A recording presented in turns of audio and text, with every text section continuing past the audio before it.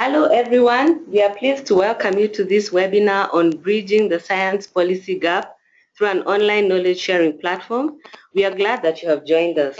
My name is Catherine Mungai and I'm a partnerships and policy specialist at the CGIAR research program on climate change, agriculture and food security, CCAFS.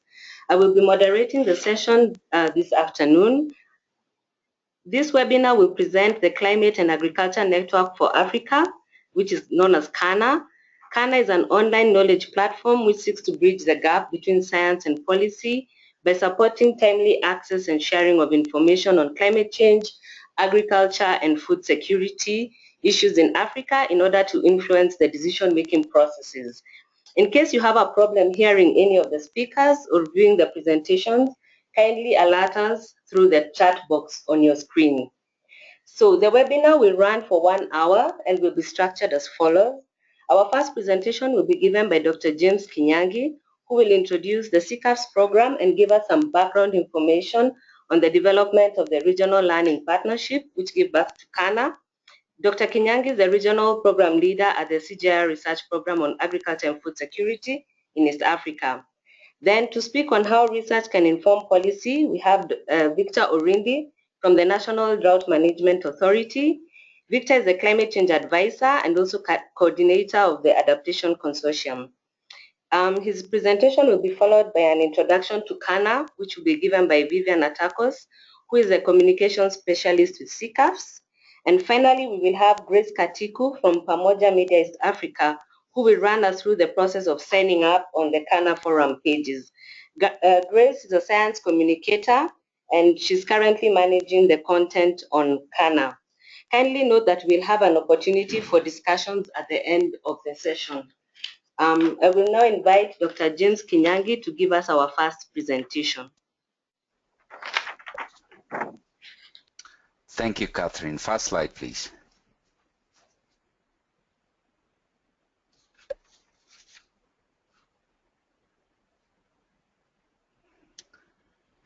Good afternoon, listeners, if you're joining us from East and Southern Africa, and welcome if you're joining from other regions of the world. As Catherine mentioned, I will take you through a few slides to explain the work of the CGIAR research program on climate change, agriculture, and food security, and also to indicate to you how the partnership under CCAFS is addressing and linking the issues related to climate change, agriculture, and food security.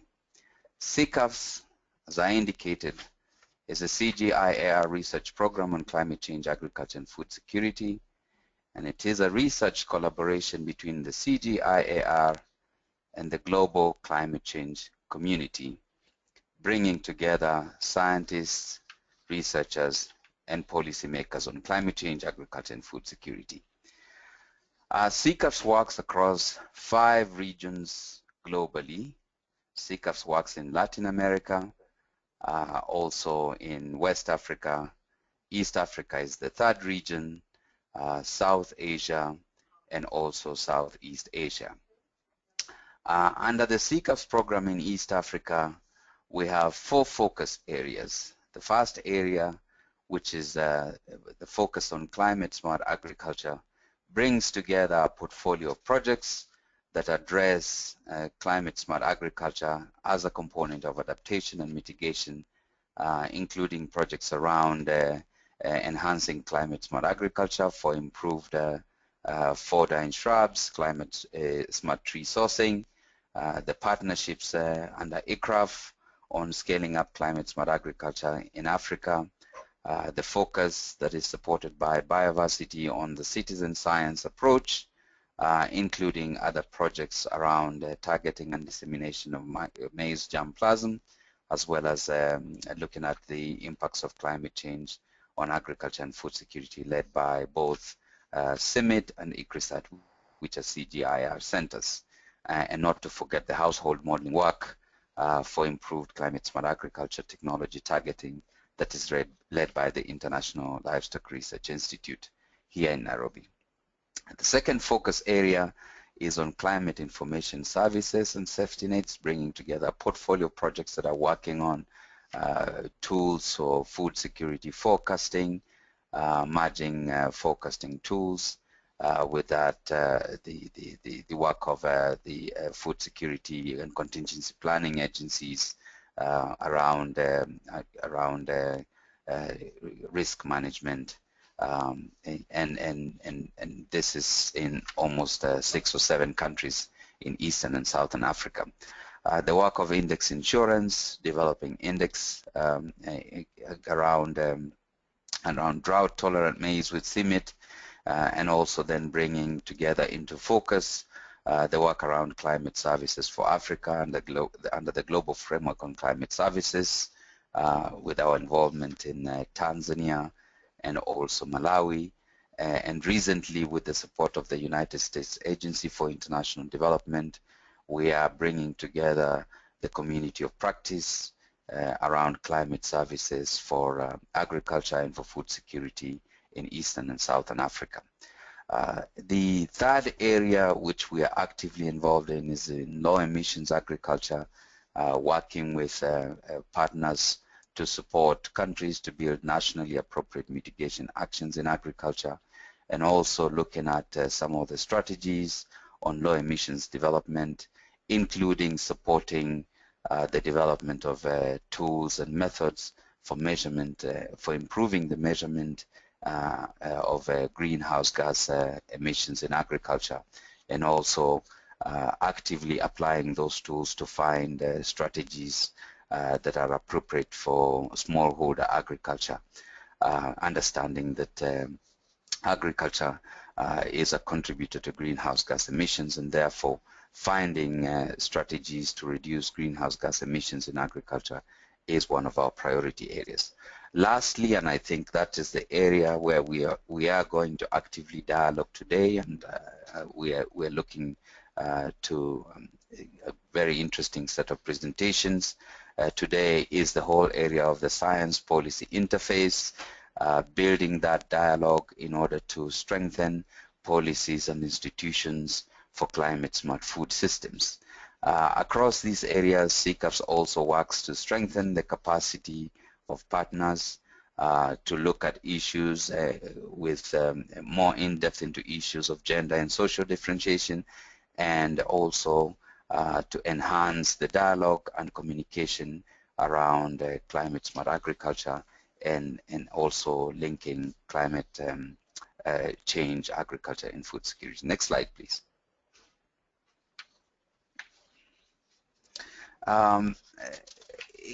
Just to say that CCAFS does work in a number of focus countries. We are scaling up work in a number of these focus countries, 4 or 5 or so focus countries in Eastern Africa, as Ethiopia, Kenya, Uganda, Tanzania, and more recently Rwanda.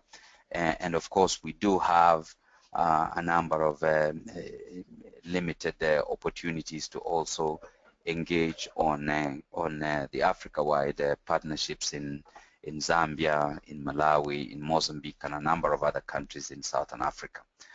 Next slide, please. Let me say that one of the reasons why we have this webinar this afternoon and an opportunity to share is our recent focus on really strengthening partnerships for policy outcomes in African countries and supporting the group of African negotiators within the United Nations Framework Convention on Climate Change, but really with a focus on using scientific evidence to effectively articulate and understand the impacts of climate change on agriculture, but also to communicate the risks associated with that in terms of extreme events, and also much more recently understanding the impacts of climate change on agriculture, but providing that knowledge in order to inform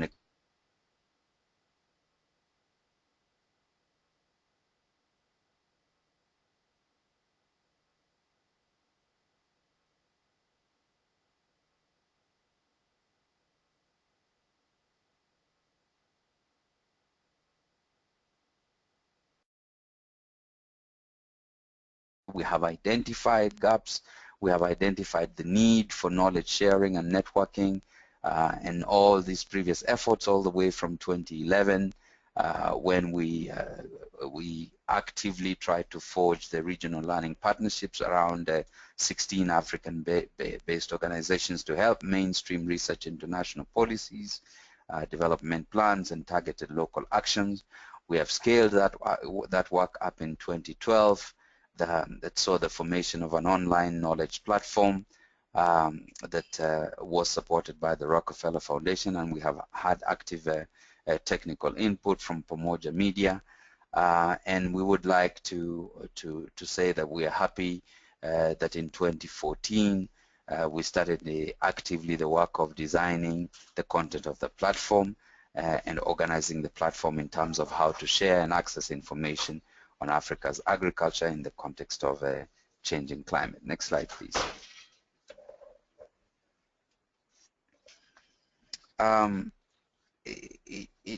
So I think what this platform does, what the Climate and Agriculture Network for Africa does, is that it's going to build and scale up, collaborating to make evidence-informed policies for increased investments in climate-resilient food systems, which is one of the really significant focus that we're putting much attention.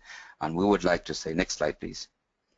We would like to say that we have been able to launch the platform at the official side event in Lima, COP20 in 2014, but to say that we are looking forward to the next presentations that will explain to us how the partnership and the platform functions, and to build our capacity in terms of enhanced use of the platform. So I would like to say thank you very much, and give this opportunity to the moderator, Catherine, with the last note that we are currently 26 partners organized around this platform across the research community, across NGOs, across policy institutions, and to say that we are very happy that the platform will continue to build the regional capacity for sharing emerging knowledge and experiences, and that this training is a great opportunity for us to share our experiences.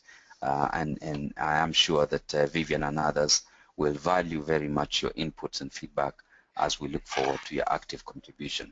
So thank you very much, and I will yield this opportunity to the moderator, Catherine. Thank you. All right, thank you very much, James, for that well-detailed background. And considering that one of the key objectives of CANA is to reach out to policymakers, I'm now pleased to invite Victor to tell us more on how research can inform policymaking processes and implementation from the perspective of the policymaker. Welcome, Victor. Thanks, moderator. Good afternoon, colleagues. I've been requested to speak briefly about how research can inform policy. And I would like to start by asking two simple questions, or I'll do that by answering two simple questions. One is there a need for research to inform policy? And the second question I would like to answer, or would like to discuss, is how do we do that?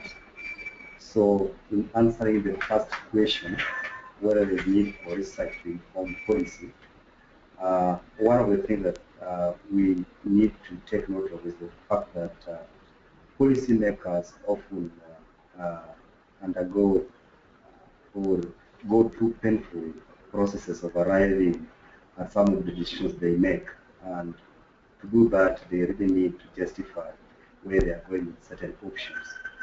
That way, it means that they definitely need information, not necessarily that they hold or that they have, but maybe with others, resident in other institutions, resident with other experts, to enable them justify to the larger stakeholders, be they the citizens, be they the other agencies involved, so that whatever they propose is approved. So yes, research can play a very big role in terms of helping policymakers justify their decisions.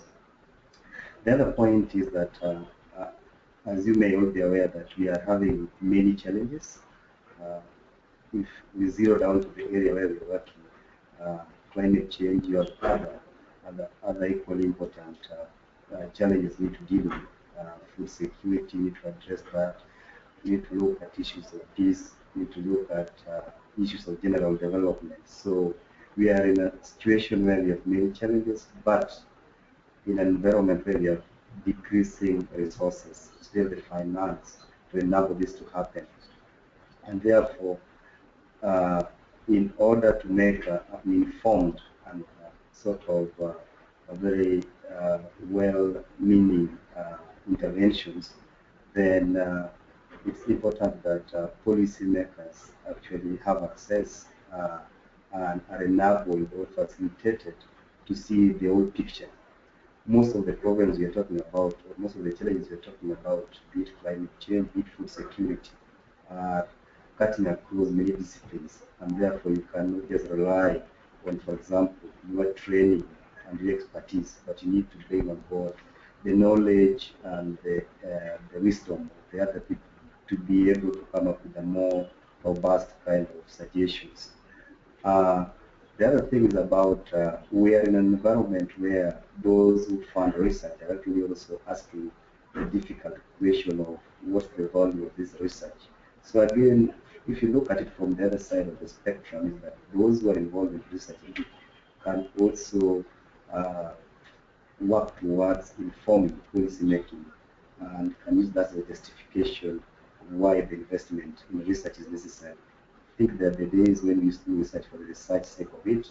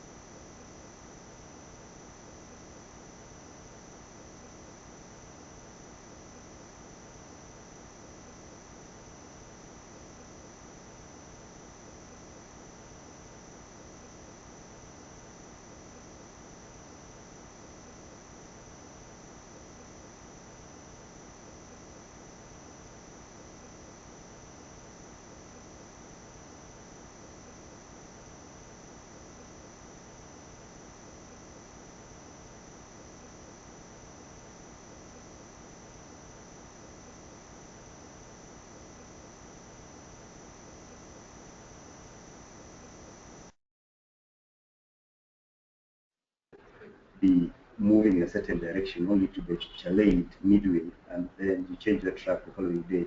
I think you need consistency, you need to build a strong case for why you are going to a certain direction. And if you are relying on information from research, then I think it should be that you trust. And trust can only be if the source where you're getting it from use robust and well accepted methods. The other point is, if policy making is a process, then at what point do you as a researcher get involved? Is it at the stage where we are discussing and trying to develop our policy, or is it at the stage where we are implementing? I think each of those who are in research, everyone has got his or her area of strength. There are those who are good at framing the problem.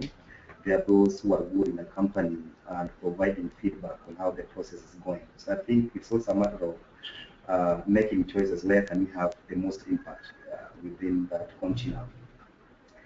I think if you're talking about research informing policy, the other bigger point is about how relevant is the information you're providing, how related to the issue being addressed. If a policymakers are talking about food security in East Africa, how relevant are the examples, or how relevant is the material we are providing to the issue at hand. Of course, as researchers, you know very well that sometimes you really need to have a specific research question that you want. But I think if you're going to influence policy, we need also to look at the context. Those who are charged or given the responsibility of making decisions that affect thousands or millions of people need to take into account the context in which they're operating. There are people who you are making, various groups you are making decisions on their behalf. There are people who are investing. So you need to look at the whole, following the whole political economy to ensure that whatever decision you are making is to the benefit of everybody, not to the detriment of a section of society. So we need to really analyze and not look at things through a very small sort of spectrum. If somebody is going to make a decision, then I think it's also fair that you provide options, especially if you want to influence that. You need to provide options. There's no use doing a lot of research but then only recommending. Then the other, if that's the case, if you only provide single sort of suggestion, then the question is, if it doesn't work, what happens? So I think to be able to come up with more robust policies that answers to some of our needs, I think we need to provide options so that you allow whoever is going to make decisions to also use his her knowledge, but also the other factors that we have to consider, and then pick whatever is best. So again, how do we do that? I think we've seen in the past that most of the researchers would usually do their research and then share the research output with the policymakers, hoping that they go through it, internalize and use it. But that rarely achieve the intended or the desired impact. The best way would be to involve research users. If they are policymakers, I think it's very good at the inception stage to involve them to refine your research question or problem so that it really answers to what they need. The other point, because information is power, the other point is about information. Policymakers in another environment different from the research environment, and therefore the time available sometimes to go through certain documents could be limited. I think this is the reality, and therefore one of the practical suggestions is that I think if you are to have significant impact, then if you're a researcher, make your information concise and succinct. I don't need to belabor this. We've talked about it. People have had several times they need to have briefs or summary of the bigger documents to make them more accessible to those who might not have the time or the energy to go through the longer document. Not that the longer the bigger document are not good, but I think if you make it succinct and concise, it helps those who have to explain other things to decision makers who might not keep to digest the information fairly quickly. Relevant examples, including facts and figures, are really critical. Examples usually bring life to some of the things we talk about, and without examples, I think it's very difficult, especially for people, some certain category of bureaucrats or technocrats, to convince whoever makes the final decision on what it means to go with a certain policy options. So if you have relevant examples, especially that they can relate with easily, and of course have figures, issues of costs and benefits of some of the options, these usually are very important and help demystify or even simplify the negotiation that has to take place before decision is reached. The other point about sharing information is about face-to-face interactions. More often than not, I think we hope that once we do our research, it's published out there, everybody will be able to access it. But I think there's value, especially those of you who are striving to make some change with policymakers, that there's no replacement to face-to-face interactions. I think when you have that face-to-face interactions, it's easier for somebody to follow-up questions. It's easier for you to pick out what are the areas of interest, which you can actually go back and work on further. So face-to-face interactions for sharing at the beginning, for checking out in the going, and also seeing where to in the next steps is very important. One of the other important points I want to highlight is about feedback mechanism. Of course, sometimes we go out of our way, those of us who are in research. I used to be in research at some point. You go out of your way, you package materials, send them, share them with your people in your list. And the question is, do we know whether these materials are used or not? Do we have a way of checking whether they're being referenced to or being cited? But also, even that, do we also listen to what policymakers are asking? Because I'm sure most of you usually interact with them, whether in meetings, workshops, or other fora. Do we usually listen? Do you usually listen to what they're asking, what are they saying, so that we provide the necessary input as we go along? So I'll go to the next slide, which is about what sources, where do we get our information as of now?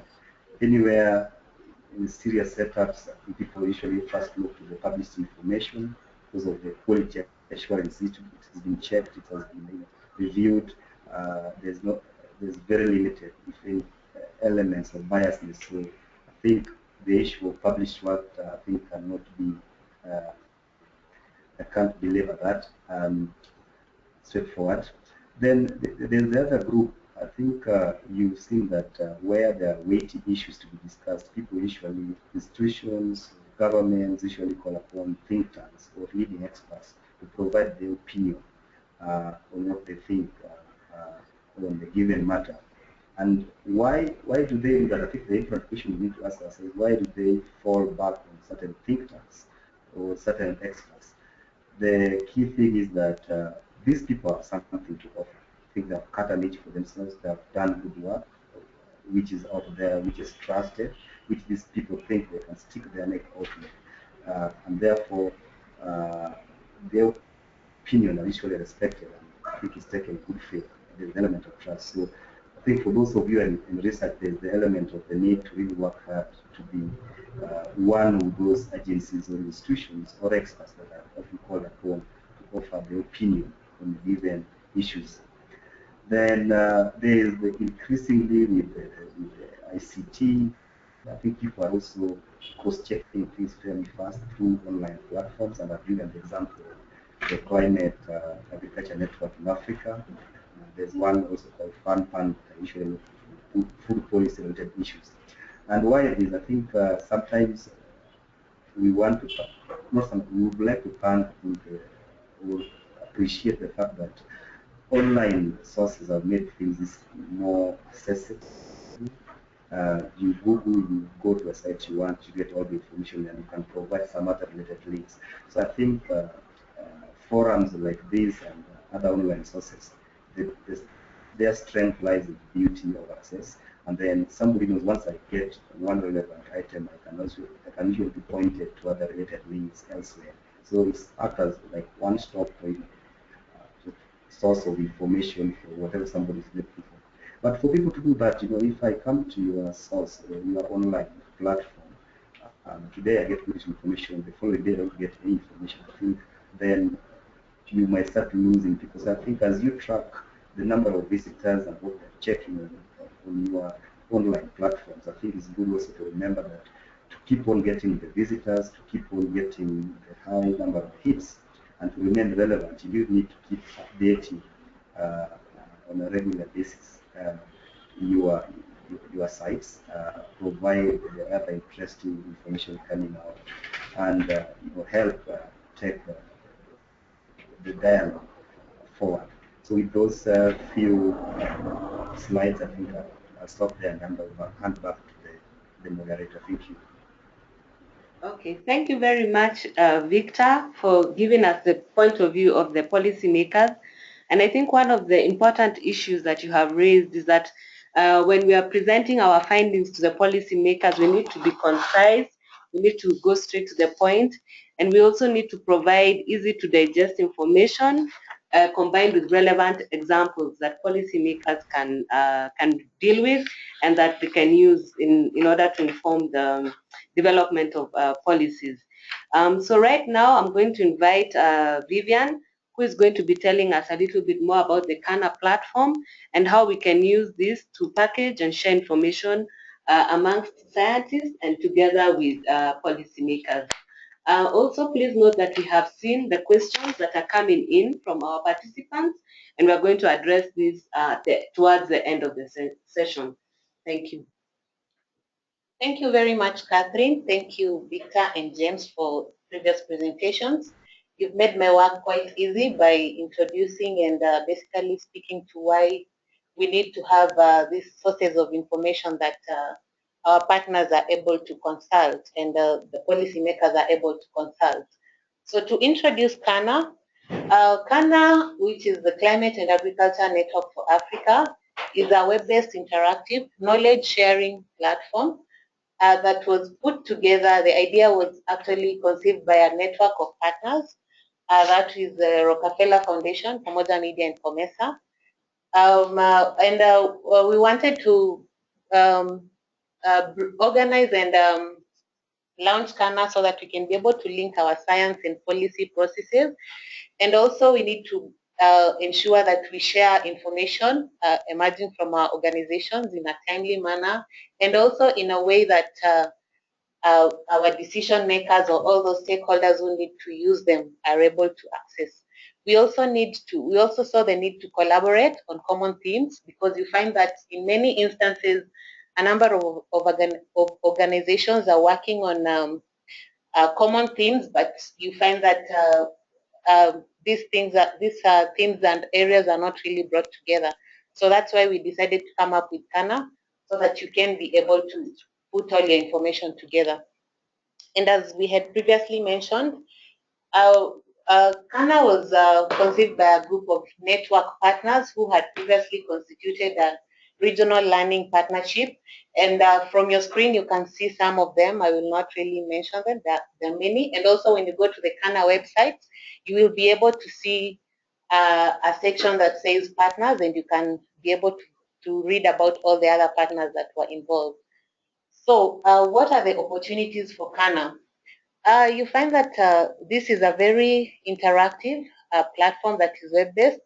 And as you can see from your screens, it has a number of sections. We have the About Us sections, the themes, forum, blog, resources, as well as the other sections that include partners, careers and calls, media and press. So my work is just to try and familiarize you to some of these sections and to show you what is contained in each section, so that you can be able to see what you can contribute to.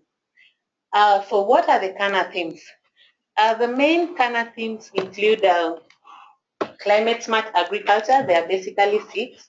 We have a theme on climate smart agriculture. We have another one on policies for adaptation, gender and equity, financing climate adaptation, low emissions development, and building resilience to climate change.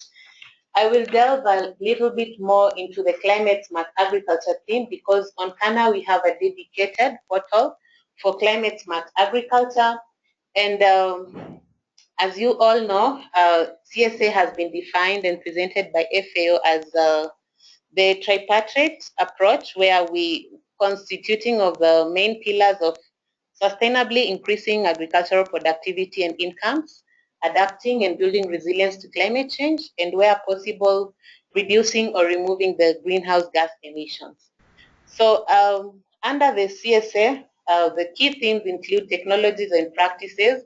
Under technologies, you're basically talking about resilient properties, for instance, crop species and varieties for adaptation, plant breeding, farming practices, among many others. Under the enabling frameworks, we are basically trying to see or share information on various strategies or various frameworks that will enable the different stakeholders to adopt and basically practice climate smart agriculture. We also have a session on climate information services, as well as local adaptation planning and governance. We have partnership, and we have also insurance and safety net. So I hope that in your own free time you can go in and explore the Climate Smart Agriculture portal and try to see and explore the various sub-themes that exist. So the second theme, that was under CSA, but the second theme is basically the policies for adaptation. Basically, how do we work or how do we support government institutions to come up with adaptation plans? Then we have the gender and equity section where we are focusing on sharing information about the marginalized groups. We have the women, we have the youth, so that information will fall under gender and equity. We have the financing climate adaptation section where we are just sharing with the stakeholders various opportunities for investment, various opportunities for financing adaptation. We have the low emissions development, and then we have the building resilience to climate change theme. Another key section of CANA is the CANA resources, where we have publications. Under publications, we have the various, basically, information materials that emerge from various organizations. This could include reports, working papers, newsletters, flyers. And an advantage of CANA is that there's a very friendly search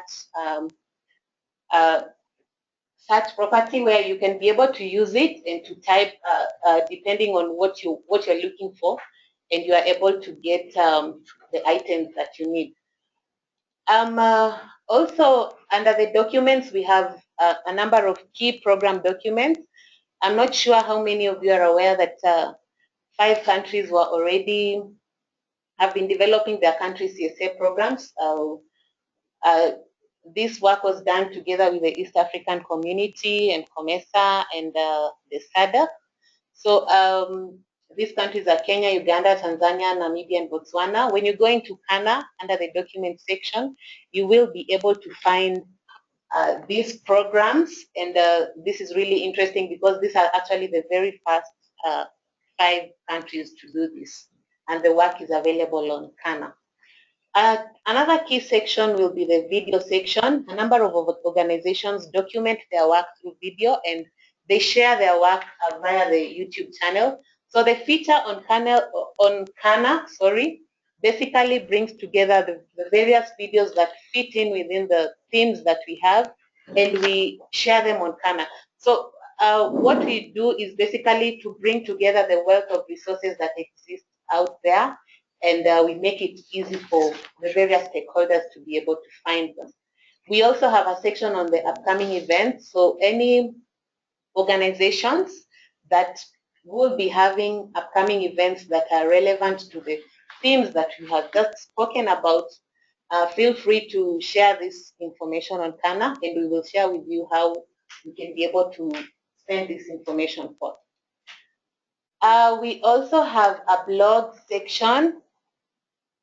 And a blog is basically just a written article that is very simple to understand, to read, that serves to drive your target group of users to whatever product that you have developed from your organization. It could be a research paper, it could be a new video. So you just write a very brief blog, and you share your key research findings through the blog, and then you link to the publication or to the video that you want people to go to.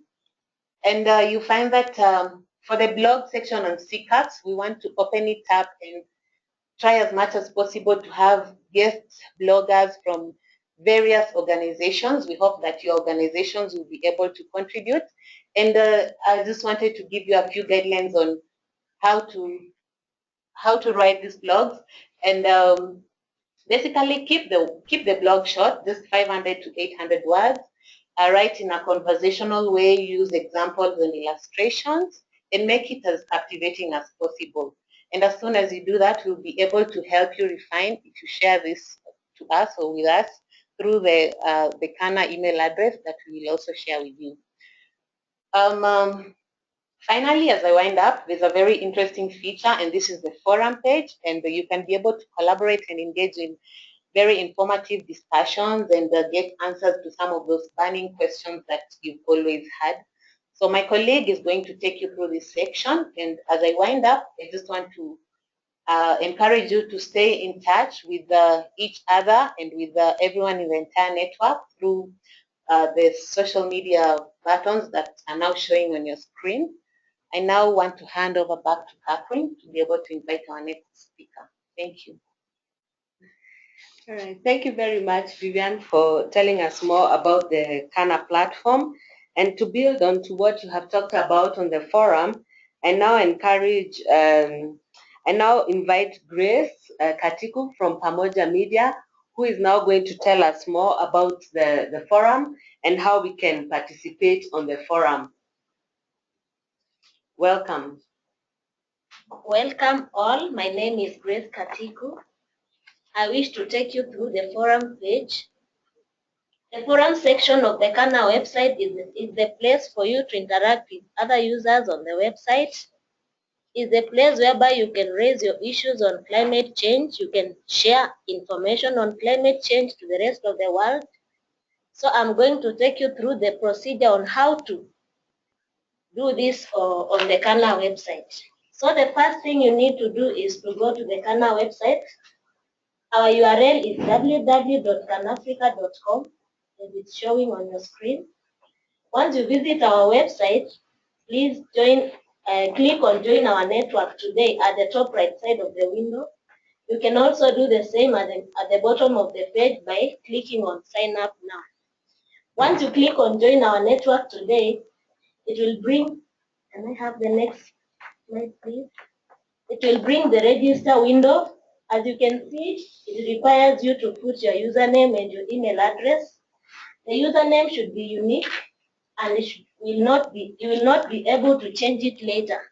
And once you provide your email address, we'll send you a password in which you'll use together with your username to log into the website.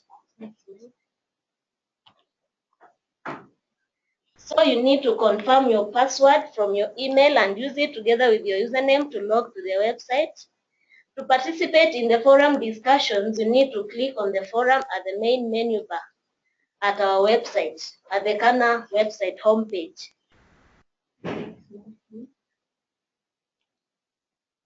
Once you click on the forum page on the CANA website, it will give you a list of topics which are already existing on the website. So it's upon you to read through them and decide the topic of your choice you need to participate in. So for example, these are some of the topics we have on the CANA website at the forum page. So for example, if you wish to participate on climate information, all you need to do is to click on climate information, and it will give you a list of all the conversations that have been going on around that topic, same to climate policy and any other topic that is appearing on the forum page. So if you need to participate now, to contribute or to share your views on climate change or on that topic you've chosen, you need to create a new topic by putting in the topic title and a small description in the editor. The editor is the one which will appear at the bottom of the window when you click at a certain topic, a certain forum topic, as shown below. Yes, this is what I'm talking about. So you'll put a small title at the top, a small description of what you want to talk about concerning that topic. You'll need to put some tags. If you wish to get an email notification once anybody contributes to your topic, you can check on that box, then you click on submit. By doing that, you'll have contributed and participated in the forum page, and we wish to see you active and interacting with other people on climate change. Thank you. Okay, thank you very much, Grace, for taking us through the forum pages. And we hope that all the people who are participating in our webinar are going to sign up and propose interesting topics of discussions. So we have time for 3 or 4 questions. You have the opportunity now as participants to raise your hand in case you have a question. But at the moment, we have already received some questions through our chat box. One of our participants is asking whether the recording of the webinar will be available following the presentation. Kindly note that we shall avail the recording once the webinar is over.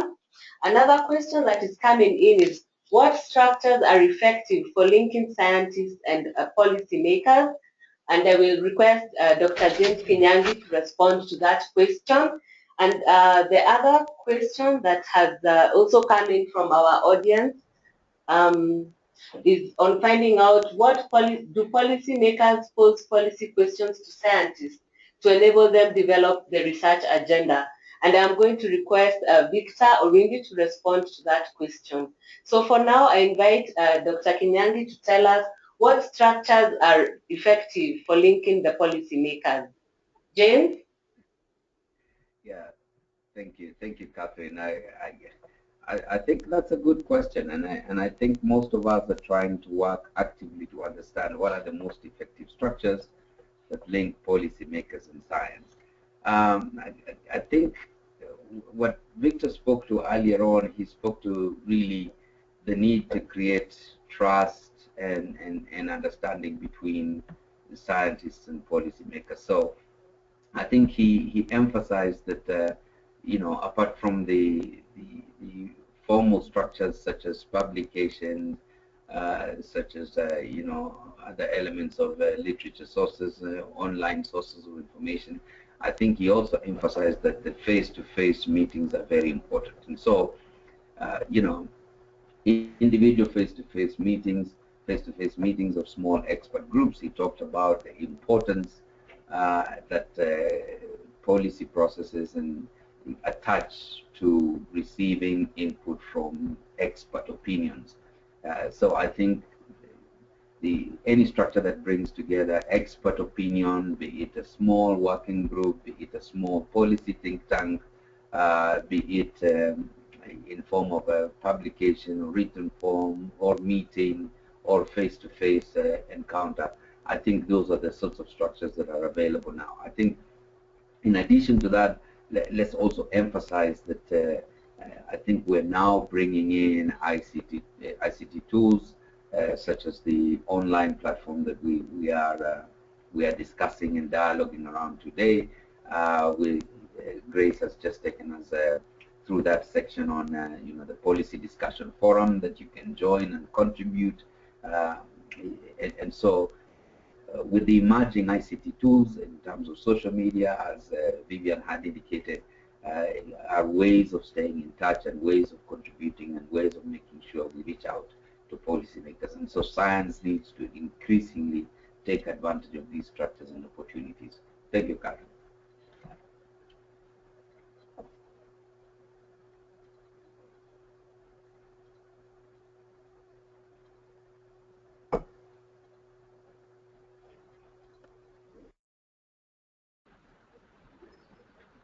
Your question is if policymakers ask pose questions to scientists. Yes, they do. You realize that all of the policy making processes are actually multi-stakeholder processes, and in all the situations you will see that they bring on board people from different walks of life. You have people working in government, you have people working in private sector, you have people in research, institutions of higher learning, usually integrated or being part and parcel of task forces, select committee that are often given the task of developing or finalizing some of these policies we are talking about. So yes, questions are being asked. I think the question is how strategic have you positioned yourself to be able to be asked that question? Are you the one that they will ask to give opinion on a given issue because you've cut a niche for yourself in a given area? Are you the authority they are looking for to give them guidance on a certain issue? So I think yes, they ask, but I think they ask to those they think they can get it from. And also the fact that the processes usually incorporate scientists, it means that they're asking scientists to help them do something.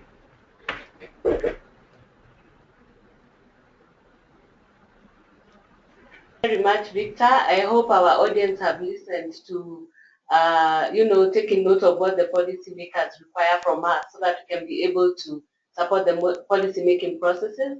I think we have time for 2 more questions.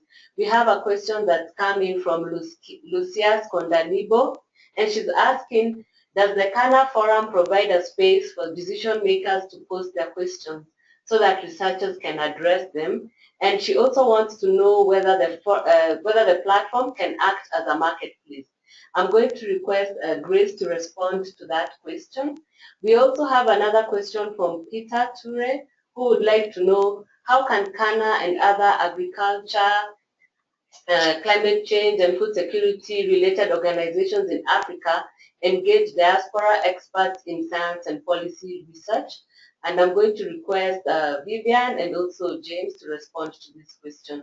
So Grace, kindly let us know how the CANA platform can provide a space for decision makers. Thank you, Catherine, for that question.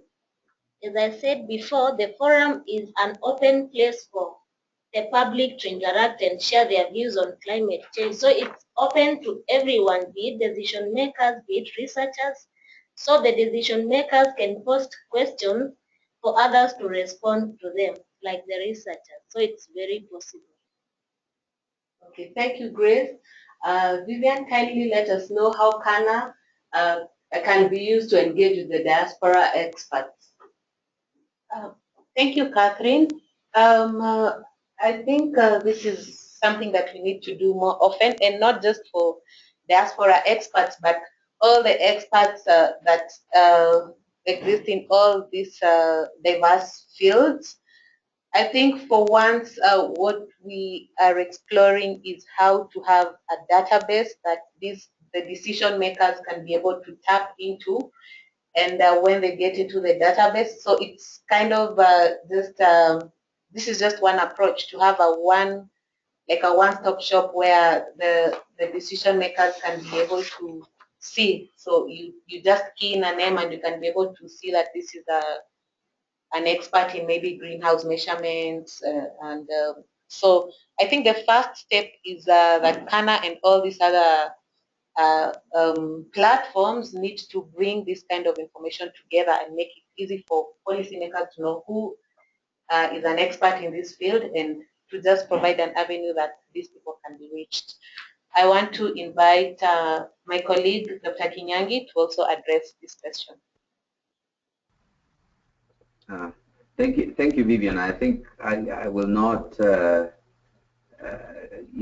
just to say in brief that I think there exists also an opportunity to link to diaspora in terms of investment. So in terms of sourcing technologies and spreading more widely the information that's related to the availability of technologies for agriculture, and particularly for adaptation in agriculture, and also for climate adaptation in other sectors, including energy and water, which are obviously very closely linked to agriculture. So I think that dialogue needs to be fostered. I think, as my colleagues have mentioned, I think we need to have an opportunity to bring in the views and the input of diaspora and to synergize and to build those collaborations and linkages for enhanced knowledge sharing on the platform. So I would say yes, that is a very important